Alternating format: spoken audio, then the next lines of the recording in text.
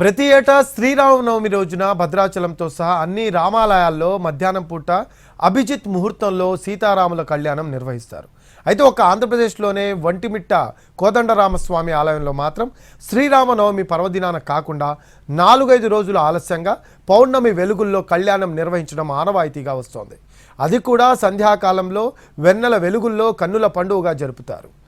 అయితే చతుర్దశ రాత్రి పున్నమి ఘడియలు సమీపిస్తున్న సమయంలో వెన్నెల రాత్రిలో సీతారామ కళ్యాణం జరగడానికి వెనుక 2 పురాణ గాథలు ఉన్నాయి అంటున్నారు పండితులు.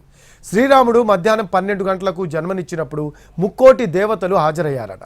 సూర్యాస్తమయం తర్వాతే చంద్రుడు రావాలి, కానీ సూర్యుడు అస్తమించకుండా ఉండిపోవడంతో చంద్రుడు శ్రీరాముడిని చూడటానికి రాలేకపోయాడు.